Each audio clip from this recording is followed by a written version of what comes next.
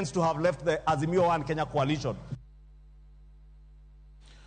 Jod bura ma kaunti ma Siaya koro ywa ng'ich ka giwacho ni onge pogruok moro amora ma gin godo kod gavana margi James Orengo. Ma en kata obedo ni MCAs moko wacho ni nitie weche mag rank moko ma apisi mar gavana pok otimo kaka ne giwinjore, gino ma gimedo ni nyalo rocho dongruok e wards ma giwuokie. Chris Owino kolo no wachni. Popni chalni duogo kendo e kaunti ma Siaya. Tend kaunti no kod od bura mare wachore ni chalo kama koro awayo dhi jogore kod lak. MCAs mane Ramogi TV olosogo ne onyiero weche madhi mbele ni chalo kagima gilieko ni ginyalo chwalo e od bura paro mar thicho gavana Orengo e apisi. To koro waneno gima timre, but so far rumor madhi around about assembly planning to impeach the governor, not at all.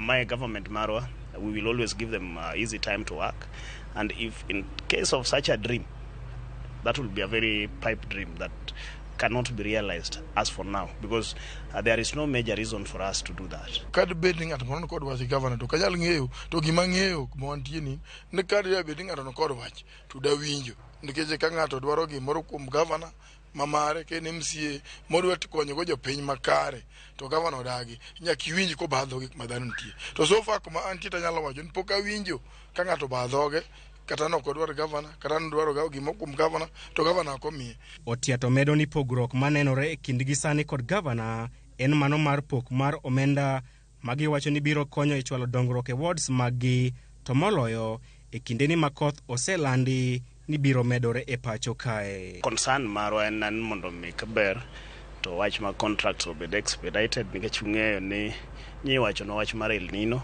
mabiro mbele kae. And korom around December, when process mag procurement, kanyaka sani pok gigo rumo. By the time a procurement rumo, we have got the statutory period where we need to tenders bid awarded. That takes some time.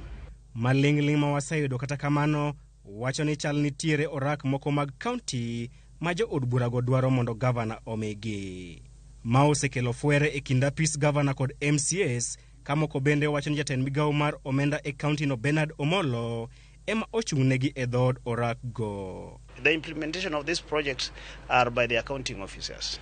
There is no way the governor is involved in implementation of the projects. We have given the budget lines to different departments. It's upon those departments to procure rightfully in line with the law. Jo od bura mag county ma Siaya kod governor e kinde mokalo osebedo katiyo e twech achiel, gino ma jopiny osebedo ka wacho ni chal kagima od bura mar county no ok titije e yo makare, kalure ni onego bed ni gin ema gigoyo kogno tij governor kod kaka otiyo ne jopiny. Wuok tich jumani, MCAs wacho ni yande ne giromo kod governor James Orengo e boma ma Kisumu.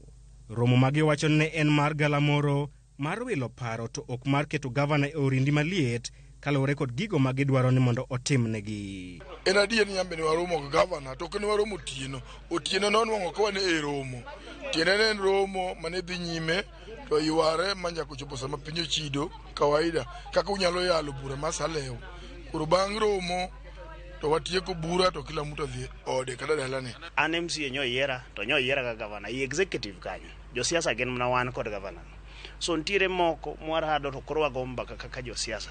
Even discussions on the future of our governor kaka an ODM member mo yergo tiko tan jagoro mar chama mar ODM, we will meet, and those are now processes outside the normal running of the government. So samarnya watimo magentiere meeting moko marado go kaka jo party to kod governor marwa. E higa chiel nyaka ne gicham muma, MCAs ma Siaya osethicho oko mane jatend migawo mar pi e county no Julie Caroline Onyango kaachiel kod jalup governor William Oduol e dwe mar auchiel higani.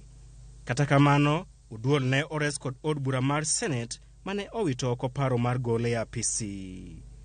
Chris Owino, Ramogi TV, Nairobi.